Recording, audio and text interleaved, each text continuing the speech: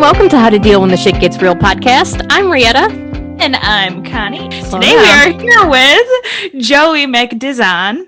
Welcome, and tell our listeners a little bit about yourself. Well, thank you, ladies. My name is Joey Mac, aka the Smoking Panda. United States Marine Corps veteran, located here in beautiful East Coast, New Jersey. So I am the co-founder and CEO of the Mobile Cigar Lounge, where we bring the cigar and whiskey experience to weddings and private parties. So I just want to say thank you, ladies, for having me on board. Thank you so much for coming on. And I want to know where Panda came from. Where did the nickname Panda come from? I love it. Yeah, thank you. During in college, I used to play rugby. And, pandas are cute and they look great, but then, they're still a bear. So people forget that. Yeah, people forget that. So, they called me Panda when I was playing rugby, and that's kind of like the Smoking Panda. And plus I'm Asian too. So it just all goes around. So this guy is the Smoking Panda. So I've been running with it. I like it. How did you get into rugby? That's such a non-American sport. No, you know what? I played American football, went to a private military school up in Vermont, and a lot of my good friends. So I was playing football at the time, but a lot of my good friends were playing rugby, and they were like, "Hey, bro, why don't you just do football in the fall and then play rugby in the spring?" So football was D3, our rugby team was D1. So I was like, you know what, I'll play. So I started playing, and I got to play against D1 schools, and I didn't look back ever since. I played D1 against Harvard, Yale, West Point, got to travel to go to Ireland. When I deployed to Mongolia, I met some Tongan Royal Marines that played rugby. When I deployed over to Norway, I got to pass the ball around with some Royal British Marines. So it's pretty cool. That's awesome. Yeah, so it was pretty cool. But yeah, I played the sport because a lot of my good friends, I didn't know what it was, but something that really, really turned me on about it was like, because I'm normally a big guy, right? They're like, hey, as a big guy, you can run the ball. And I was like, what? Because football, if you're a lineman, you don't really touch the ball unless you're the center. And then so they're like, no, you get to run the ball. You get special plays for you. I was like, that's pretty cool. So then I played it one semester and changed my life. And I met some of the greatest people playing rugby. So that's pretty awesome. Sweet. Yeah. Yeah. Isn't rugby like football, but more aggressive? Think about like football plus soccer. Yeah, football and soccer put together. The ball doesn't stop. I just remember at one time somebody described it to me as like football is the pussy version of rugby. Literally, we don't have no pads. I know a lot of people don't even wear cups. It's just, it's great. It's nice. It's a nice polo with some short shorts and some cleats. So it's a really good sport just to play. So, and the great thing is there's a big drinking culture behind it as well.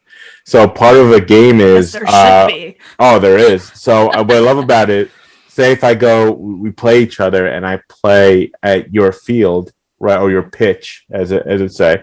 Traditionally, the hosting team has a drink up afterwards. So when we went to Ireland, every pitch had a pub next to it.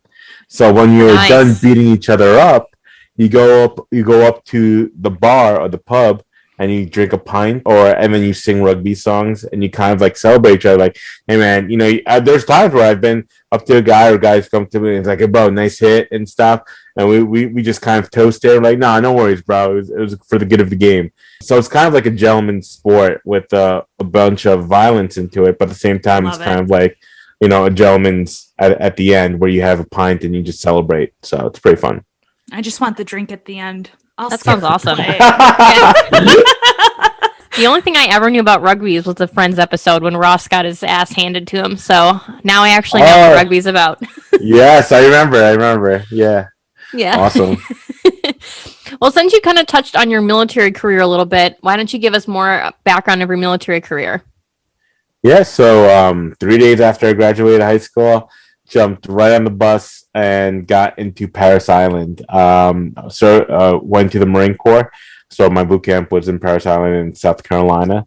I did that for 13 weeks, came back home and spent a couple weeks here because I actually got accepted into college as well.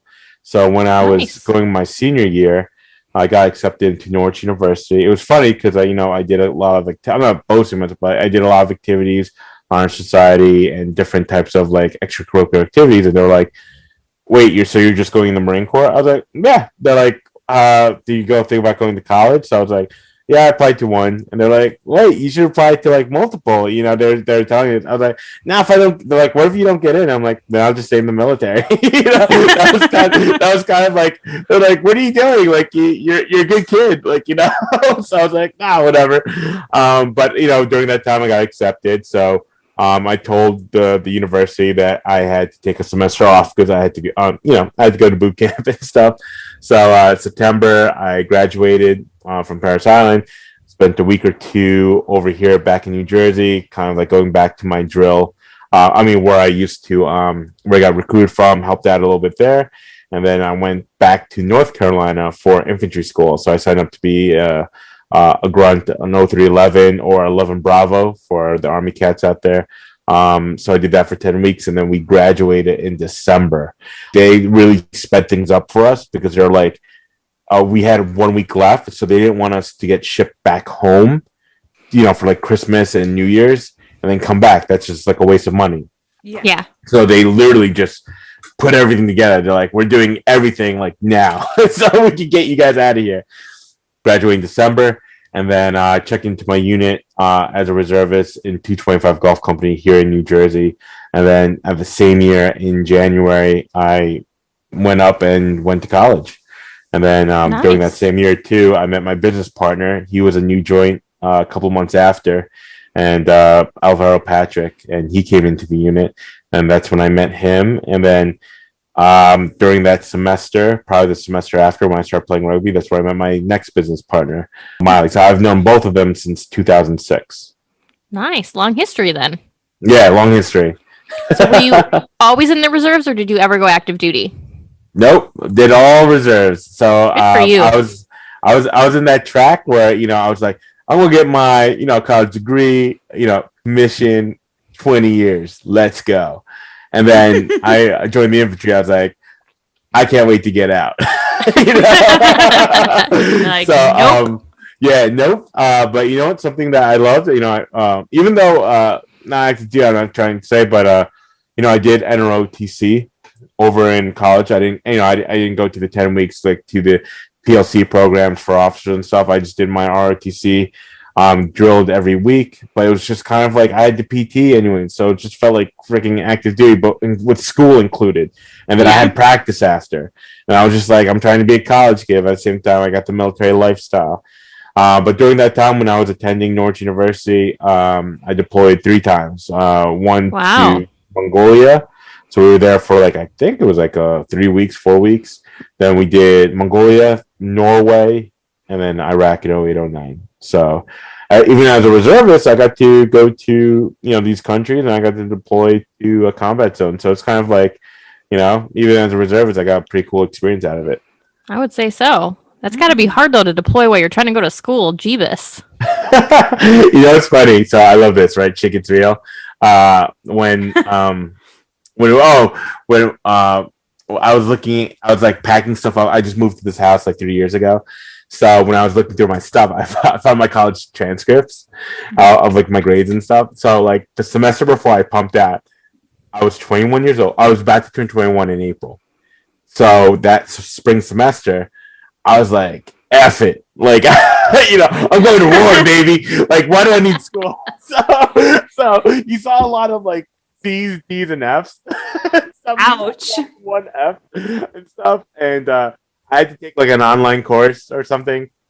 So that you didn't fail and you could still graduate. Yeah, so I could still graduate. I mean, I graduate 4 years traditionally. It just took me longer because of my deployment, but like I did take an extra class. I think it was politics. Go figure. I just hate politics. So I had to take online courses during the summer to just do like 3 credits so that I'm on par to graduate. So if not, then I would have to like do a huge load. I mean, I was taking 18 to 21 credits each time, but then I would have to do a bigger load during my senior year. I'm like, nah, after that. So yeah, it was funny because you would see like C's, D's, and then like maybe one or two F's, I forget. And then I did like choir as like as like an extracurricular thing. So you see like the A, but it doesn't mean anything. It's just like, yeah, it's an A, but it's just like one credit. Yeah. But when I deployed during those times. So before I deployed, I got my transcript. So it was like shitty, whatever. When I came back, then it was like A's, B's, and like C's. Like just being honest, right? When I had deployed to Mongolia and Norway, I just basically went up to my professors, right? And so they were part of the militia, I would say. And so they were like, oh, okay. So because I handed my orders, what are they gonna say? So they're like, all right, when you get back, so don't forget about this work here. Instead of like 4 tests, we'll just average 3 tests. And he's like, then you're just responsible for like knowing the stuff that you missed for the final. I go, done. So when I deployed, it was funny because like I would go to like Norway for like a month, and I come back to school, and they're like, "Yo, where have you been?" I was like, "I was just in Norway," and so I just go right back into class. It would just be the funniest. Or like when we went to Mongolia, it was just those things. So. KP talked about that too. He's like, I would go and come back, and people would be like, "Where you been?" Like, you'd only be gone a week, and he's like, "I've been gone 6 months. Where have you been?" Yeah, exactly. So it is pretty funny. So it's enjoyable. Yeah. Thanks cool. for noticing my absence. I'm so glad you missed me. I must have been that so much important to you. Right? I've been gone for like X amount of weeks. So yeah. Yeah. Thanks for just now noticing that I wasn't there. It was a cool experience. So what led into the inspiration or creation of the Mobile Cigar Lounge then?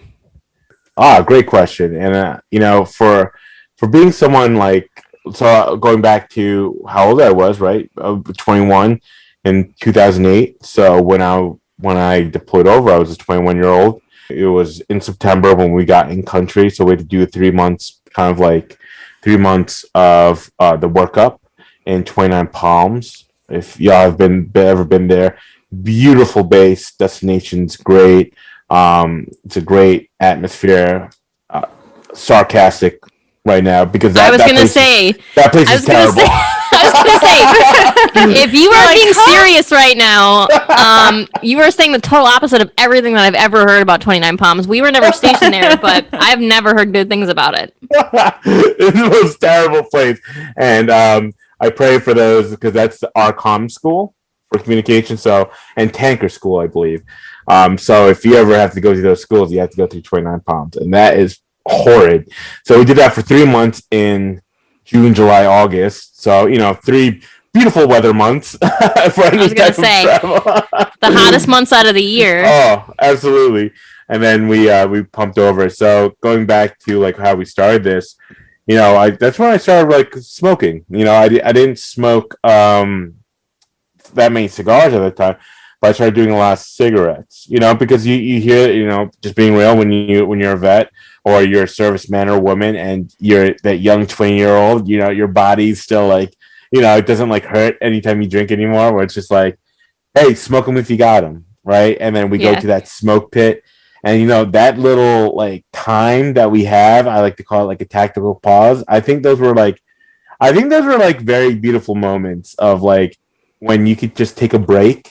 Whether it's you're about to get either A, you got to do training, B, you got to do some other BS that you have to do, or C, you're about to get chewed out, so you might as well have a cigarette, So I've had some awesome experiences with that. So deploying to Iraq as a 21-year-old, it definitely has a lot of emotions into it. I signed up to be in the Marine Corps. I signed up to join the infantry.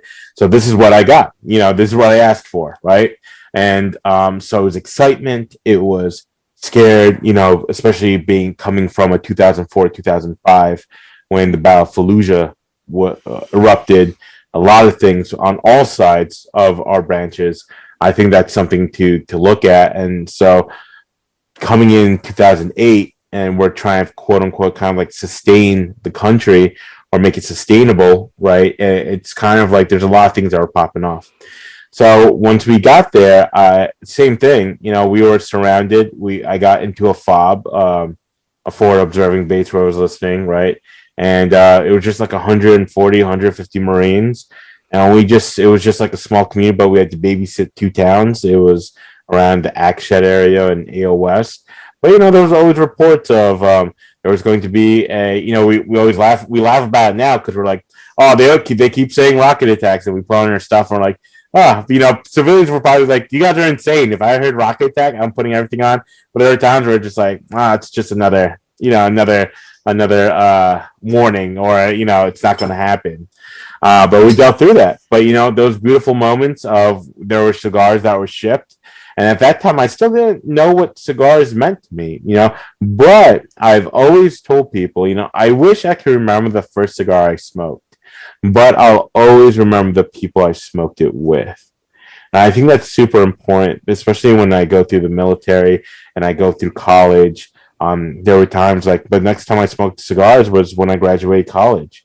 And same thing, I don't remember the cigar I smoked, but I remember the circle, I remember the feeling, the people, the atmosphere, the environment. And so when you take that into consideration, right, what do you think of when you think of the word cigar? You think of words like luxury, you think of words as community, social. Those words pop up.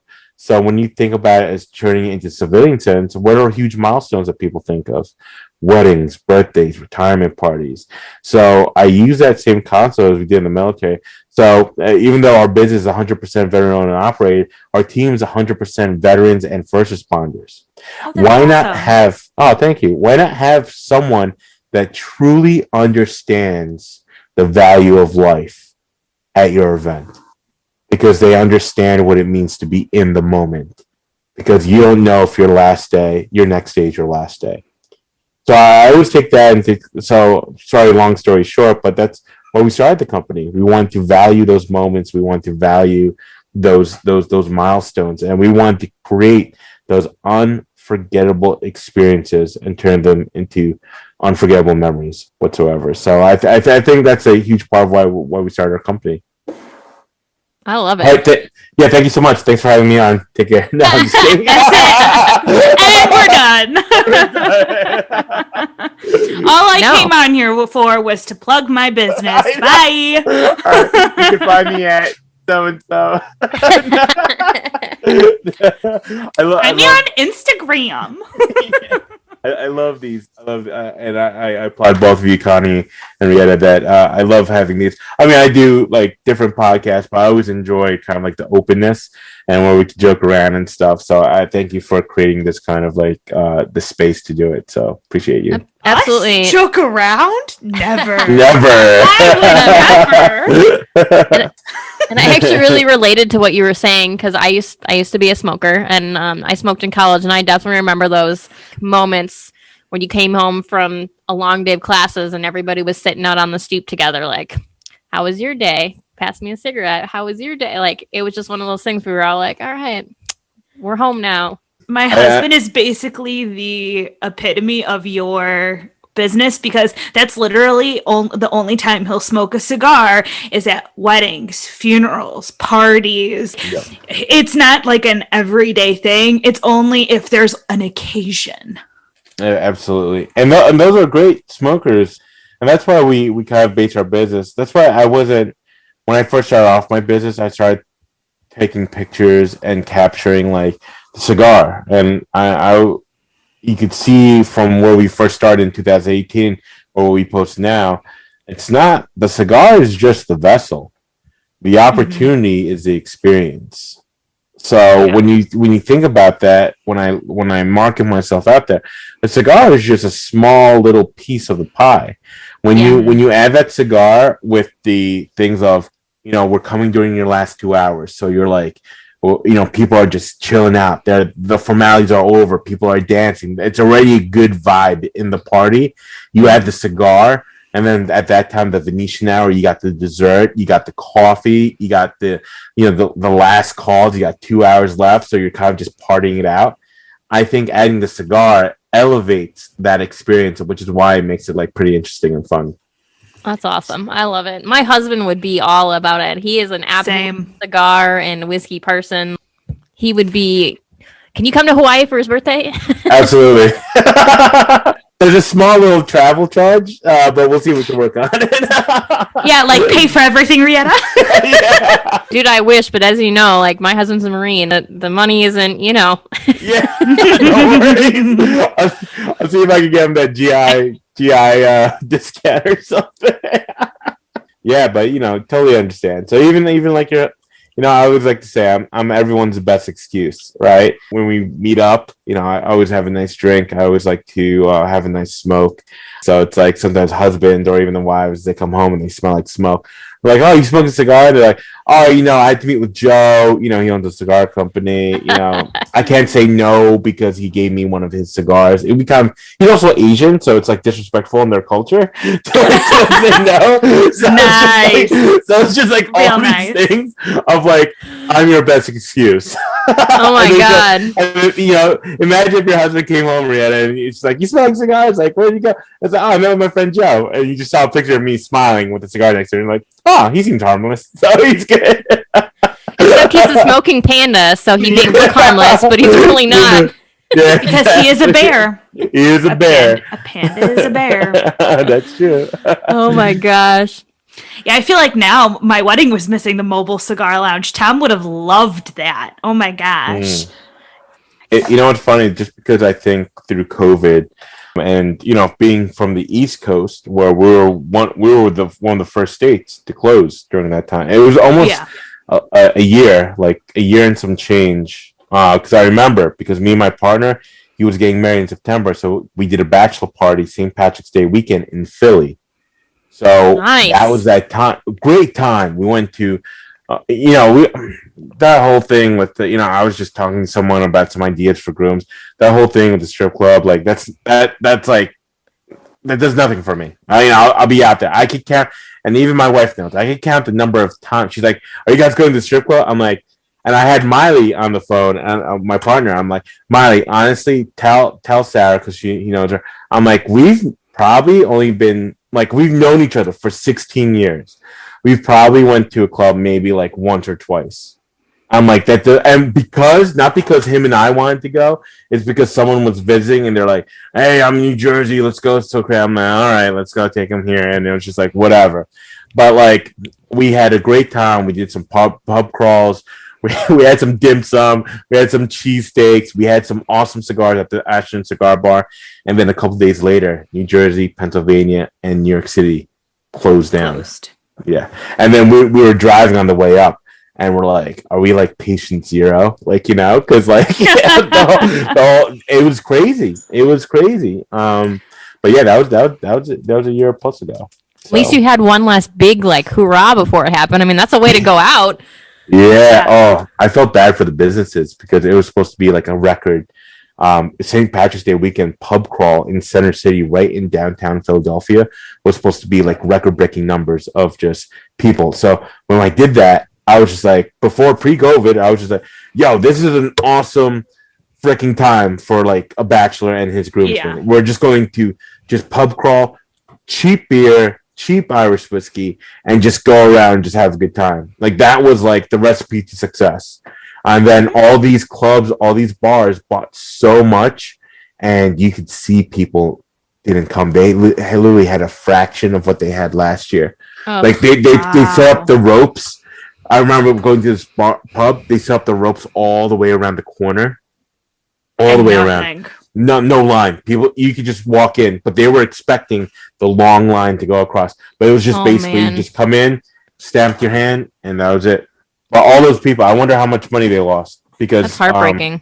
Yeah, because then they shut down the city right after. So all that beer, all that food, all that like stuff that they paid for went to waste. Mm-hmm. Oh. Yeah, and I think in Illinois, over like 68,000 restaurants closed because of COVID. So I could only imagine what every other state's going to be like.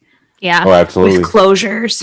Oh, it's been super hard here in Hawaii because they're so tourist based that there's been businesses that have been opened 68 years that have closed their doors completely because they can't. They can't function anymore. Yeah. No, I totally hear that. Yeah, can't wait to go to Hawaii though. I haven't been to Hawaii since 2001, When I first saw a picture of you, I was like, is he Hawaiian? I get that all the time. I was like, Hawaiian? Maybe Samoan? Yes, I get that all the time. I did think the same thing. Sorry. No worries. I'm Pacific Islander. I'm Filipino, so it's great because they're like these. I roll cigars, so people will be like, "Oh my God, this guy's Spanish. He speaks to me Spanish." I'm like, "I'm not Spanish." They're like, "Are you Hawaiian?" I'm like, "No, I'm Filipino." I'm like, "It's all good though." Like close, but no cigar. Yeah, exactly. The ding. So, well, Filipino was third on my list, so I was getting there. You're working well down. No worries. Getting there. I'll give you the consolation prize. All right, awesome. Yeah. So do you have a favorite whiskey or scotch, whatever one you prefer? Because my husband and I both enjoy both. So I don't know if you prefer whiskey or prefer scotch. And I want to know the favorite whiskey and favorite cigar. Or maybe birthday gifts for my husband is really what I'm thinking. Yeah, or maybe like what cigar goes best with like what whiskey? What whiskey? Ooh, those are great questions, and I usually get that a lot. What's your favorite cigar? What's your favorite whiskey? And this is how I answer it. It honestly depends on the mood that I'm in. Like there's hundreds, maybe possible thousands of cigar brands. There's hundreds, possibly 1,000 whiskey, bourbons, and your single malt scotches. I've had some of the best experiences with a $10 stick.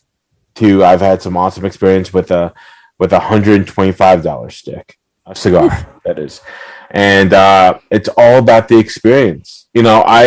For example, I had a great weekend over in Miami 2019 before COVID hit, right in October. Great weekend. I mean, listen, when that opens up, I would advise y'all to go. It's a good friend of mine. She puts it all together, and we go on a yacht on Sunday, and it's this $30 million yacht, right? That you just travel around Miami, and it's all you can eat, all you can drink. And yes, you're smoking please. Cigars. Yes. And now let me tell you. So she's not doing it this year, but she's doing it next year. And I had the best week. It was just like 4 or 5 days of just meeting some awesome people. You're in Miami in November or October. So it's just like 70s, 75. I love that weather. That it's not too hot, not too cold. And I smoked it's a Padron, I think 70th anniversary. It's about like it's around a $70, $80 cigar. If you bought in New Jersey, it'd be like 100 plus. And it was such a great smoke, but it was such a great feeling. So that's one of my number one experiences as well. Another one was I had this great experience not too long ago, like a couple weeks ago. I met someone on Clubhouse, and we met up, and one of the top 2 drinking and eating and smoking experience I've ever had in my entire life. And I met this guy in Clubhouse, and we met up. He's in Jersey, and we went to this private place. We ate the most delicious food. We drank some really awesome scotches and smoked some really fine cigars. And these cigars were like probably like maybe like $12, $15 cigars. But the experience overall was bar none. And I was telling my partner, it's one of the best experiences I've ever had over a cigar. So I can't really put a brand to it. It really just depends on the experience. But when I usually smoke some of the premium quote unquote cigars for special occasions. I've smoked Davidoff, Padrones, and those some Partagas. I smoked some really good Cubans. It all depends on the experience, and I've drank some really expensive stuff. Going from Pappy Van Winkle to 21-year-old single malt scotches, and I always remember those moments. I remember the first time I had Pappy. I remember the first time I had 21, and it was just those people that I do those moments. So, and my flavor profile is different from others, so I kind of like tend towards the single malt scotches. I'm not a bourbon guy. American whiskeys, so and so, but I'm a big single malt scotch guy. And then cigars, my flavor profile is more in the medium to full bodied range that I smoke. So I know it's not like the brand, but for anyone who's serious about drinking or smoking, there's a lot out there. But it's, those experiences I can relate with over a cigar. So somebody comes to you and says, hey, I want to book your Mobile Cigar Lounge. What cigars would you recommend for like my bachelor party or whatever? Do you have like recommendations for people who are booking your Mobile Cigar Lounge?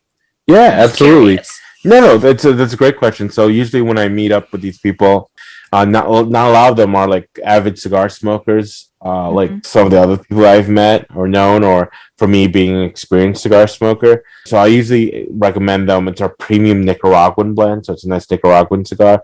It has nuances of like earthiness, a little peppery in the front, really smooths out there in the second and last third, and it's a mild in strength. And I think that's a great cigar to smoke with. Just because you don't know who smokes, right? You could actually get sick from smoking like a heavier cigar if you don't have a full stomach, if you're inhaling it. So starting off with something that's mild and easy on the palate, I think gets people turned on towards cigars. And there's people who've smoked like infused cigars or quote unquote flavored cigars. And I never knocked them because that's what they like. I don't remember. I used to be a Jack and Coke kind of guy when I was growing up. Now I don't drink anything I like 12s and above. But it's just like you develop your palate. So it definitely changes as you get older for sure. Like absolutely. I was the same. Like I didn't necessarily drink Jack, but like I would never drink whiskey straight. Now that's the only way I drink it. Like straight, neat, nothing in it. Like I want to taste the booze. And when you think about 20-year-old self, you're like, I just want to get drunk. Yeah. Give me that Ciroc on the rock. Let me get that, Jack and Coke. Let me get, vodka and vodka Sprite all the way. Yeah, vodka Sprite. Now I can't even stomach that. I can't even it's weird. I can't either. Yeah, it's either. But I don't, like I said, I don't knock people because they don't know. I didn't know. But then when I show them, and that it's funny, and you probably see it, Rieta, where they drink like a single malt or like an American whiskey, and they're just like, "Oh, that burns." I'm like, it feels good. Burn. Does it feel good? Yeah, actually, I went to a party. I guess it's been a while because of COVID. I couldn't even tell you when now. And I brought a bottle with me. And I have a girlfriend who's quite a bit younger than me. She's still in her 20s. And I do think your palate changes when you go from your 20s to your 30s. She's like, well, can I try it? I'm like, well, absolutely you can. And she took it straight and she was like, woo! Yeah. I can't do that. Yeah. It's just like you think about. So how do you compare that with other stuff? Like for example, like wines.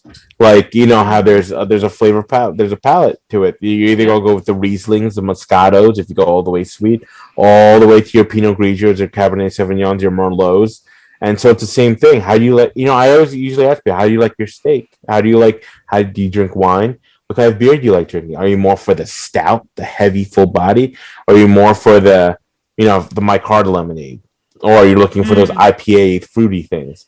So then when I answer seltzers that are so popular right now, I'm not gonna lie. On a hot day, I'll take a seltzer. It's pretty refreshing, but it's got to be a Truly, not a White Claw. The White Claws can go away. Yeah, yes. Truly. I have a good friend who owns a brewery here in Jersey City, New Jersey, and he does some really. It's 902 Brewing. So 92 is like a area code, and I figured. Yeah, so that it was solid seltzers, and it's so funny. I have two mixed drinks that I go to that people don't think I drink. So I do seltzers every once in a while, but besides the neats, I absolutely freaking love margaritas. Just joking. Bloody Marys. I'm a Bloody Mary. I'm a Bloody Mary whore. So I love Bloody Marys, especially when it's house made. There you go. And then I do enjoy the old fat. I like my old fashioned, very particular. But yes, with Bloody Marys, I love brunch. I had a couple Bloody Marys this Sunday. And yeah, if I go up to you, not that stuff where you just pour from like a bottle. Oh yeah, that's gross. Oh, yeah, gross. Yeah, gross. But if I'll ask them, I'm like, is this house made? And they're like, no. Then I'm like, I'll just take a water. Yeah, I'll just take a water. But if it is, I'm like, all right, let me try it. Yeah, I bartended for a long time and used to make really good Bloody Marys. Now, are they serving it too correctly, or are they giving you a beer backer? A what? With a Bloody Mary, you're supposed to get a beer backer. A beer backer? What is that? Yeah, it's like a little shot of beer. Mind blown. My mind is blown right now. Just so everyone knows, this is not because there was a edit cut. It was just like us just being silent. You know what? I'm gonna try that. You know what's funny? I was just on Clubhouse that morning, and I was telling people I had to do a thing, and I was asking what people's favorite brunch meals and drinks were. And so my friend Nicholas, he goes, "Have you ever had a manmosa?" I was like, "Manmosa? What's that?" And he goes, "You have the champagne, orange juice, shot of Atios vodka, and then a Blue Moon."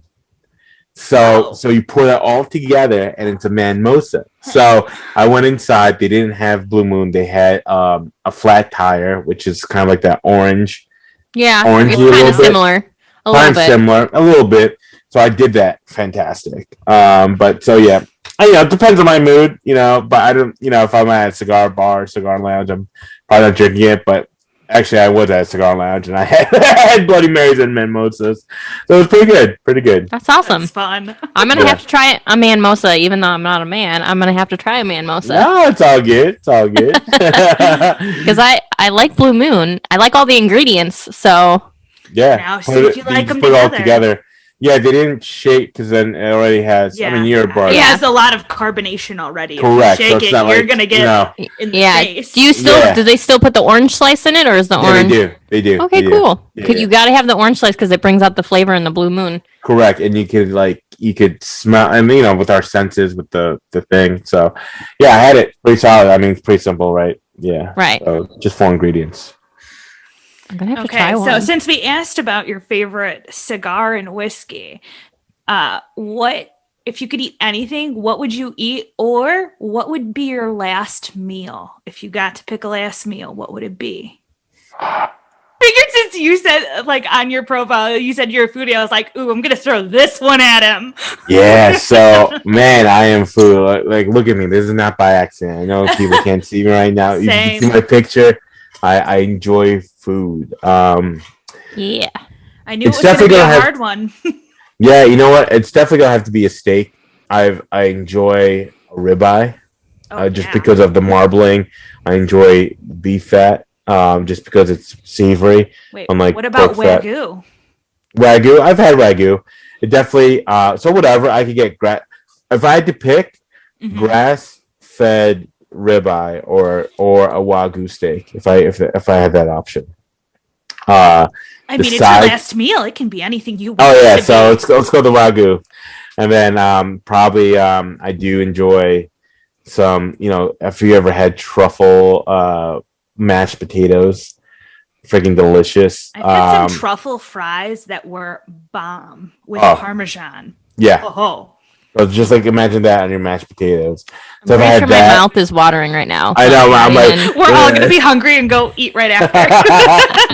and then probably a nice little maybe grilled asparagus or some grilled, but having that all together, just that steak and that and then I have a whiskey and a cigar afterwards. I'm pretty satisfied. I'll be good to go. Living large. Yeah, that sounds good to me. Yep. Yeah. So yeah, that would be definitely my my last meal. So I think that's what my husband's would be as well. Any type of steak, give him all of the steak. Yeah. Just simple ingredients done properly. Steak. Exactly. Just nothing crazy on it. Just a nice salt, pepper. Yep. Done. I don't want none of that. I don't need to do that garlic butter or anything like that. Just a nice steak, all that flavor let speak for itself, especially if you're talking about the Wagyu. You get more of that deeper flavor. If you ever had Wagyu before, deeper flavoring of that beef. So I have a Wagyu steak in my freezer. We're saving it for Tom's birthday, so I'll let you know how I like it. Sounds good. The big thing is not to overcook it. No, he never overcooks his steak. There was a time when he used to. I asked Connie, are you a whiskey girl? Do you enjoy whiskey or you dabble? It's not preferred. I sip whatever my husband buys. He'll always, and I'll just sip it because I'm a pussy. No, I don't say that. It's no, you're not. I live Everyone's in the palate's seltzer different. area. Yeah, I exactly. like Prosecco. Yeah. That's it. Yeah, everybody's palate is different. Dude, I have to say, Connie, though, the bartender at your wedding, I only needed one drink because I was like, I'll take some whiskey. And like, no kidding, like all the way up to the top. And I was like, you're my Love kind it. of girl. Here's a 20. Well, You know, it's funny. Judging by your how you like your steaks, you can see why Rietta likes whiskeys and why Connie kind of like goes towards the other end. Because that's the question that I ask: how do you like your steaks? And that's usually how I judge of how you would like your whiskeys, and also how do you like your cigars. So Rietta would probably go for the medium to full, and Connie, I'll probably start you off with either a flavored or a mild cigar. So that's how probably I would- mild, probably nothing because I don't like smoking anything. yeah. So I- that's why it's like no worries. Yeah. But that's how I'd figure people's like quickly like flavor profiles. Like, okay, I think Yeah. this person this person's that. This is what you should drink. This is what you should not drink. I feel like Yeah. I figured we were kind of similar because when you said you didn't drink bourbon, because I don't drink bourbon either, really, because it's just too Yeah. sweet. So when you said that, I was like, we're on the same wavelengths. Correct. You know, it's funny. There's like I mean, listen, I'll try it and Yeah. stuff. Like I'm Mhm. doing. I just had some bourbons. We do taste testings once a month. We're having Sagamore Spirits, which is like an American whiskey coming in. Yeah. But Mhm. like having bourbon, there's usually a fine line between like whiskey drinkers and bourbon drinkers, and Yeah. you can kind of like tell. And yeah, I'm a very single malt whiskey guy. What do I try bourbons? Absolutely. You know, I have a cognac. Someone just shipped me some cognac. So we're gonna have a taste testing, but like I'm not going, but I want to explore my palate because this is my job. So, Yeah. so I have to know. Woe is me that I have to taste all this alcohol. Oh, darn. Yeah, can I come hang out with you guys? Can you hire me? Do you need Yeah. anybody? Yeah, come through. So since you're a veteran and I'm assuming you like to support other veteran companies, have you heard of Rogue, like Rogue American Apparel, and then they also do Rogue Spirits? I have not. No. I'm gonna look Oh it my up. god. What's it called? Rogue? Rogue, Rogue. They make a whiskey that's called Dead Guy Whiskey. I love it. It has become one good of my name. favorites. The taste, like all You the looking it flavors up that right you now, get from aren't it, you? Yeah. It's so good. Like it's just a little sweet. You get a slight like vanilla from it. Like, ooh, it's just I love it. It's so good. Oh. And they're a veteran owned company. I'm pretty sure he was a Marine too. But they have beer too and all sorts of stuff. They're I think they've got Dead Guy Ale too. There's Dead Guy Whiskey and Dead Guy Ale. They're both really good. I'll have to look into that too for Tom's birthday because that's like coming up. But I keep on being like, we're going to Hawaii. Does your birthday count? No, we're going to go to Hawaii. Sorry, I'm looking at this Rogue. That's pretty dope. Yeah, that's something. Yeah, the bottle's cool looking. I Yeah. have a bottle downstairs. It's become one of my favorites. That just got a nice flavor profile. You know what I love? A lot of these bottles, you can get a lot of nice bottles for under $75, even $50. Like I'm even looking at it, it's around like 70, well, depending which one you get. You can find a lot of good bottles out there for under $75. Oh, Solid bottles, yeah.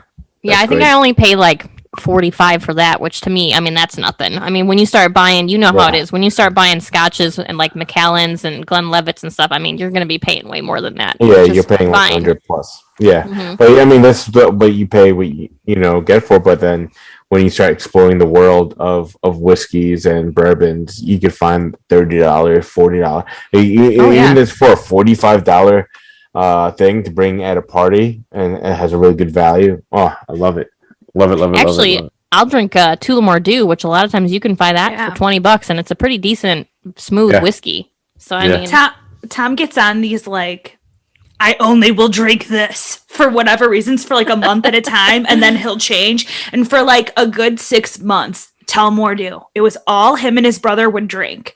I It's was good. like, okay, like, Yeah. and it would go for 6 months, and it's like you drink it so often that it's like, okay, moving on to the next whiskey. And then right now his thing is Japanese whiskey. It's this one kind I of saw that on his story that he was I drinking feel the like- Japanese whiskey. I feel like Tom and I could be really good friends. Tom will be anybody's friend. He's like a really happy, fun puppy. He will I'm be sure anyone's friend. Okay. I think if him and I meet, or it would just be like a match made in heaven. It would be like it'd be like so much broness. It'd be a bromance. Yeah, bromance. Of just like, hey man, have you tried this? Because Japanese whiskeys. Because I was about to say what kind of whiskeys, but you got your American, you got your Scottish, and then also you got your Irish, and then you got these world whiskeys. And I've had some Indian whiskeys, and yeah, so it's pretty cool. It's pretty cool. I think you'd actually get along with my husband too, because he's a big whiskey and Kyle, he's a grunt too. He's a 0341, so you guys could also do yeah. Me and him are like even more bromance. Man, I know we have met before, but we're like bros. I already told him, I'm having this guy come on the podcast. He owns a Mobile Cigar Lounge, and when we move to the East Coast, can we? And he's like, absolutely. Oh yeah, we're all gonna move to the East Coast, and we'll meet up with you in Philly or something. Yeah, absolutely. I've never had a Philly cheesesteak, so I'm actually going there tomorrow for a Philly cheesesteak. I have to do an event in Philly. I said I'll be crusty as hell. But yeah, Philly, their cheesesteaks. I'm so excited. I told my family. Like white girl Chicago version of a Philly cheesesteak. That's why I said I haven't had a real one, because ours do not count. Yeah, it doesn't. And it's like looking up a recipe and then making it. Yeah. I would still want to taste a real Philly. Yeah. So the whiskey that Tom is drinking is Suntory Toki Japanese whiskey. Yeah, Suntory. Mm-hmm. Yeah. I've had some Suntories, Yamazaki, 12 years, 18 years. The Satori's become pretty popular recently. Right. Yeah, because I heard they went over to Scotland, learned the process, brought it back to Japan, and refined it. And you know I love too. I don't know if y'all know this. You know how they get their flavors and their whiskeys and stuff. You know how they get that orangey flavor and stuff. How do tell? It's all by the chemical of the process, of the aging process and stuff. So when we get that sweet notes, we're just like, oh, this tastes a little more caramelish, or this sweet toned or stuff. That's no flavors added to it. It's just the process of how it's made. That chemically, it's the flavors that are created, which is pretty cool. Yeah, it's pretty cool. No wonder I love whiskey. It just does its own thing and it becomes something. See? Yeah, it's basically the recipe of bread. Just like barley, water, and all that stuff, and yeast. And it's just like, oh, cool. We turned it into a drink. And voila, alcohol. Yeah, absolutely. That's kind of how the Irish did it too. A potato became vodka. Yeah. Yep. Yeah. It's cool to see different countries of like why certain things became certain things. It's just because it's just what was accessible to them, and yeah. So it's pretty cool. That's awesome. Yeah, Ireland and Scotland are high on my list. So when you said you went there, I was like, so jealous. Yeah. It was cool. We had to go there for 7 days. Played rugby. Basically, all I did there was play rugby and just drink and party. It was like the ultimate lifestyle of 7 days, and we were there for St. Patrick's Day. Oh my gosh! We were there. Awesome. Oh, it was awesome. We were there for England versus Ireland and the Rugby Six Nations. It was dope. Like it was like all, and it was good weather while we were there too. It was a pretty awesome experience being in another country and just playing rugby. Yeah, and we played like 3 games against some Irish teams, and then we went back to their pub and just drank and just sang some songs and had a good time. That's awesome. Yeah, so it was good. I wish I could have just been a fly on the wall during that whole week to just watch you guys. Yeah, it was a lot of No. You just wanted to be there. You don't even want to be a fly on the wall. You wanted to be there. It's fine. Okay. At a minimum, I wanted to be a fly on the wall. The best part is I remember going to a club and a couple of like these people were just like, "Where are you guys from?" They're like, "You guys from the States?" We're like, "Yeah." They're like, "Oh, where are you from?" I'm from Jersey. And they're like, Jersey Shore, and they started like fist pumping, and I was like, How the hell do you guys know that? Like, how is this international right now? But yeah, they were just saying like Jersey Shore, and they're like fist pumping in the pub. And this was like in 2011. So Jersey Shore came out like a couple years before that. So yeah, it was definitely in the inn. That's awesome. Yeah, good times, good times. One last hard hitter. I mean, none of these were really a hard hitter except for maybe the food one. So, how do you handle and balance your responsibilities as a husband, father, and business owner? It's crazy. It sucks. You know, anyone that says that, you know, I'm learning a lot of you can't like really balance everything all at once. You know, you got to sacrifice one thing for another. But having that plan, like owning a business and growing a business, right? My mindset and what I've communicated to my family is, let me build this now so that we can relax later. You know what I'm saying? Yeah. I mean, I spend time with him at that point, but you know, I gotta make sure I spend that time, right? I gotta make sure that whether it's like an hour or whatever of just hanging out with him before he goes to bed, that's important. But also important is I want to give him the best opportunities possible that I can. You know, and I can't do that just sitting on my ass. Like I gotta work hard, and I don't plan to work hard the rest of my life. I plan to just grind it out, build it, and then just make everything happen to them. So yeah, how do I balance it? It's you talk to anyone who's in a certain level, and they're like, balancing is all that stuff is BS. You gotta sacrifice one thing for the next. You can't have like a business. You can't do it all. You can't do it all. There has at least to be not at the same time. Correct. And plus, and different levels of business. Like, are you just starting out? Or are you someone that has a business for 10, 15 plus years and you're sustaining it? So obviously you built it. Now it's just sustaining. Now you can do those. I know plenty of business owners that like they built in, they're no longer like in their business. Like they have a couple meetings, and then while their kid's at school, and then when the kid comes home, he's like, where do you want to go? And then just like, well, we're traveling, we're doing all this stuff. So that's my dream. That's my goals. So I feel that because my kid, I can hear him. My kid literally just came in downstairs. So I feel that like I'll finish up here with you guys, and then we'll do whatever. Yeah. And it's part of the grind, and that's what makes life a journey. But like, you know, I think putting time, if there was one way to put it, at least dedicating time for each, and giving that commitment to at least be there. Like, I'm not saying be in your business 90% and say F your family for 10%. You know what I'm saying? You're not going to have a family in the end. Yeah, you're not going to have a family in the end. But if you're going to be like 70%, 60% of your business, 40% family, at least let them know of why you're doing it. Why are you doing it? Because if you're just not telling them, and they're going to be pissed. Yeah, you're not home for long enough. And listen, I come home late sometimes when I'm at events. But my wife, my family understands. Like, I do it because it's my business and I want to grow it. And now that they see it, and now we're going to different states and all this stuff. Yeah, so they take it seriously, and you know, so you know, there are times where this is my office. I'm just stuck in here, but I'm just grinding. You know, like right now it's 8:32 here on the East Coast, but you know, I've been at it since like 9 a.m. this morning. I probably had 2 hours in between, just to relax a bit and just kind of unwind. But I do it, like, it doesn't bother me. So. Are you saying our podcast isn't relaxing? No, it is. Oh my God. Can you imagine? You know, F this guy.